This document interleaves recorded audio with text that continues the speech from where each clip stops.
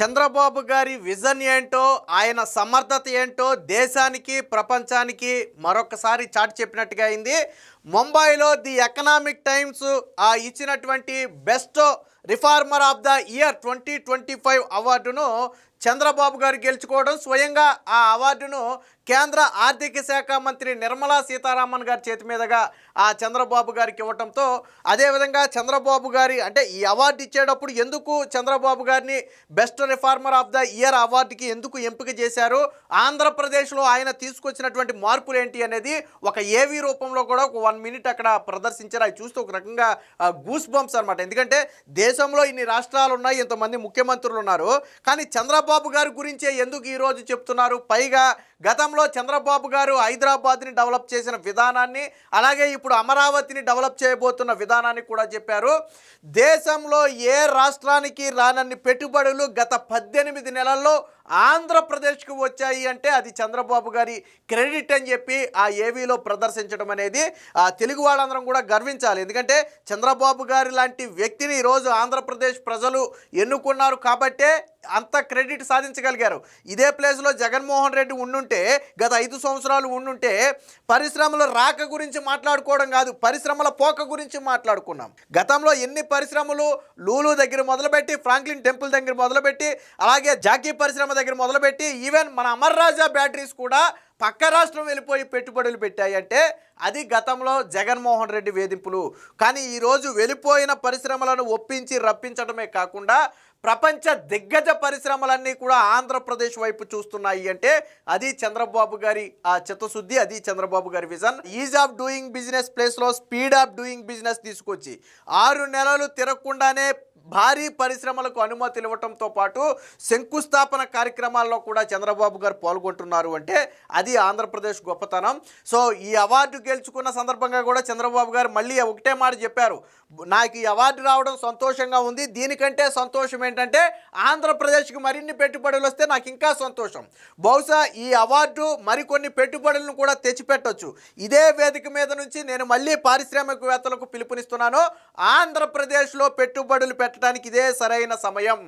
మీరు ఎవరి దగ్గర చేతులు చాచకుండా ఆంధ్రప్రదేశ్ ప్రభుత్వం మీకు అన్ని అనుమతులు కల్పించడంతో పాటు కావాల్సిన సౌకర్యాలు కల్పిస్తుంది, దానికి నాది హామీ అని చెప్పి మళ్ళీ అదే వేదిక మీదుగా చంద్రబాబు గారు అయితే ఆ విజ్ఞప్తి అయితే చేయడం జరిగింది.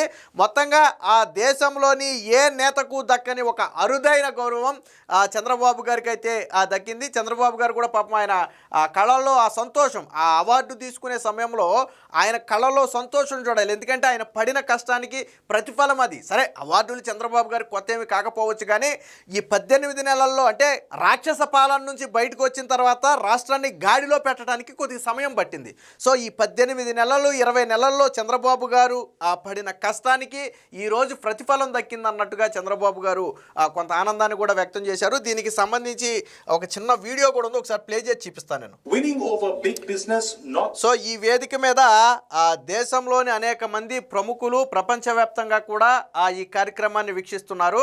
ఇది ఎకనామిక్ టైమ్స్ అనేది చిన్నదేమీ కాదు. సో అది ఇచ్చినటువంటి దాని ఆధ్వర్యంలో జరిగినటువంటి కార్యక్రమంలో చంద్రబాబు గారికి ఈ అవార్డు అయితే వచ్చింది. సో చంద్రబాబు గారికి అవార్డు ఇచ్చే సందర్భంగా చంద్రబాబు గారి గురించి, ఆయన విజన్ గురించి చెప్పారు. సాధారణంగా ఇప్పుడు మీరో నేనో చెప్పామనుకోండి చంద్రబాబు గారి విజన్ గురించి, వైసీపీ వాళ్ళు ఏమంటారంటే వీళ్ళు భజన చేస్తున్నారని చెప్పి పచ్చ పార్టీ అని ఒక ముద్ర వేస్తారు.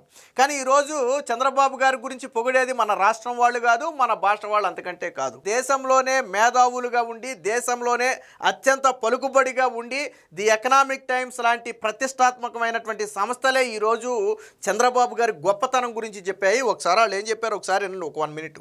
Through rhetoric, but through speed, structure and delivery. With over 10.7 lakh crore in investments flowing into Andhra Pradesh just over the last 18 months, and with major projects already under implementation, his leadership has made the state's economic ambition feel both credible and immediate, and reaffirmed his reputation as the original CEO CM. The Economic Times Award for Business Reformer of the Year goes to the Chief Minister of Andhra Pradesh, Shri N. Chandrababu Naidu. In Andhra Pradesh, so Chandrababu గారు దేశంలో ఒక ముఖ్యమంత్రికి CEO అనే బిరుదు ఉంది అంటే అది దేశం మొత్తం మీద ఉన్న ఏకైక వ్యక్తి చంద్రబాబు గారే. దేశంలో మరి ఏ సీఎంని కూడా సీఈఓ అని పిలవరు. సాధారణంగా కంపెనీకి సీఈఓ గుండెకాయ లాంటి వాడు. సో తాను పడే కష్టమే ఆ కంపెనీని నిలబెడుతుంది. చంద్రబాబు గారు కూడా తాను ఎప్పుడు సీఎంగా ప్రవర్తించాల. ఒక కంపెనీని డెవలప్ చేసి ఒక కంపెనీని ఉన్నత స్థానానికి తీసుకెళ్ళడానికి ఒక సీఈఓ ఎలా కష్టపడతాడో ఆంధ్రప్రదేశ్ అనే రాష్ట్రాన్ని, ఉమ్మడి ఆంధ్రప్రదేశ్ కావచ్చు, విభజిత ఆంధ్రప్రదేశ్ కావచ్చు, ఆ రాష్ట్రాన్ని ముందుకు తీసుకెళ్ళటం కోసం చంద్రబాబు గారు కూడా అదే స్థాయిలో కష్టపడతారు. ఒక కంపెనీకి సీఈఓ పనిచేసినట్టే నిరంతరం ఆయన ఆ పని చేస్తారని ఆ సీఈఓ అనే బిరుదును చంద్రబాబు గారికి ఇచ్చారు. ఈరోజు వేదిక మీద కూడా ఆ ఒరిజినల్ సీఈఓ ఆంధ్రప్రదేశ్ సీఎం అని చెప్పి వాళ్ళు మెన్షన్ చేశారు. అంటే ఖచ్చితంగా మనందరికి గర్వకారణం. మొన్న 2024లో ప్రజలు వేసిన ఓటు వృధా కాలేదు. మొన్న అంటే ఒక దశలో ప్రజలు జగన్మోహన్ రెడ్డి లాంటి వ్యక్తిని నమ్మి మోసపోయినప్పటికీ కూడా వెంటనే తేరుకుని జరిగిన నష్టానికి కవర్ చేయడానికి ఈరోజు చంద్రబాబు గారికి పగ్గాలు ఇచ్చారు. చంద్రబాబు గారు ఇచ్చిన మాటను నిలబెట్టుకుంటూ ఈ రాష్ట్రాన్ని అభివృద్ధి పదంలో దాదాపుగా 10 లక్షల కోట్ల రూపాయల పెట్టుబడులు లాస్ట్ 18 monthsలో వచ్చాయని వాళ్ళు చెప్తున్నారు. అంటే దేశంలో మరి ఏ రాష్ట్రానికి రాలేదు. ఇన్ని లక్షల కోట్ల పెట్టుబడులు ఏ రాష్ట్రానికి రాలేదు. మీరు భూతద్దం పెట్టి వెతికినా ఏ రాష్ట్రానికి రాలేదు. ఈరోజు దేశమే కాదు ప్రపంచమే ఆంధ్రప్రదేశ్ వైపు ఎందుకు చూస్తుందంటే ఒక రాష్ట్రంలో ఇన్ని లక్షల కోట్ల పెట్టుబడుల, అది కూడా నెలల వ్యవధిలోనే. How it possible? ఏం జరుగుతుంది ఆంధ్రప్రదేశ్లో? ఎవరున్నారు అక్కడ? ఎందుకు అన్ని పెట్టుబడులు వస్తున్నాయని ఈరోజు అందరూ చంద్రబాబు గారి గురించి ఆరాధించే పరిస్థితి ప్రపంచవ్యాప్తంగా వచ్చిందంటే అది చంద్రబాబు గారి గొప్పదనం. ఒక 1 minute ఏవి ఉంటుంది ఒకసారి చూడండి. governance has become a competitive advantage.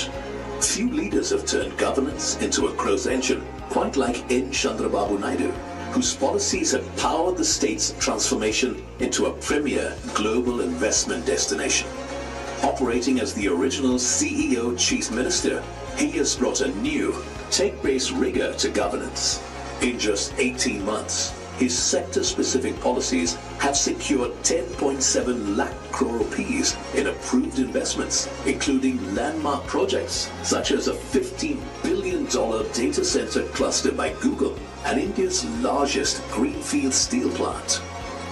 Renowned as an early proponent of IT, who established Hyderabad as a tech hub, his vision for creating new cities continues with the development of Amravati. Today, the same vision ensures that immense economic growth directly cross-subsidizes crucial welfare schemes for the underprivileged. N. Chandrababu Naidu is presented the Economic Times Business Reformer of the Year award for his bold policies and relentless drive to transform lives through enterprise. Congratulations, sir. Ma'am, I'll request you to please present the award.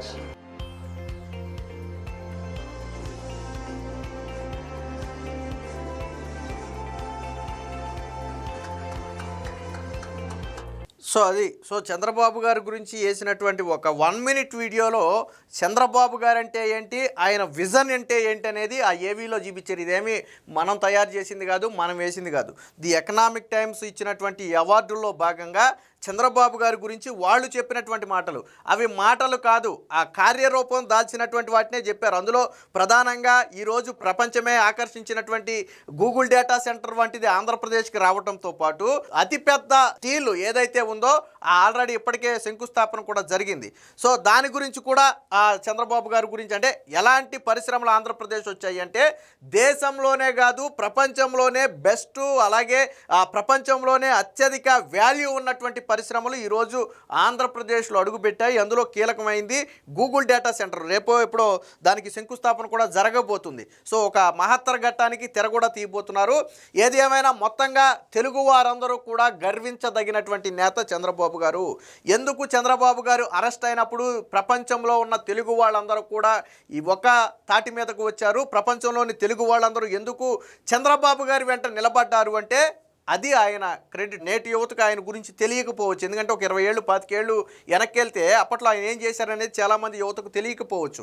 కానీ ఈరోజు అలాంటి నేత గొప్పతనాన్ని ఈరోజు ప్రపంచ వేదికల మీద ఏవి రూపంలో ప్రదర్శించడం, అలాగే దేశంలో ఇంతమంది ఉన్నా కానీ best business reformer award Chandrababu గారికి రావడం అనేది ఖచ్చితంగా సుపరిణామం. స్వయంగా అది కేంద్ర ఆర్థిక మంత్రి నిర్మలా సీతారామన్ గారి చేతుల మీదుగానే చంద్రబాబు గారు కూడా స్వీకరించారు. సో దీనికి సంబంధించినటువంటి వార్త కూడా ఒకటి వచ్చింది, ఒకసారి చూద్దాం. సంస్కరణలతోనే సంపద, టెక్నాలజీతోనో అభివృద్ధి చెందుతామని చెప్పారు. అవార్డు తీసుకున్న సందర్భంగా చంద్రబాబు ఒక మాట అన్నారు చూడండి.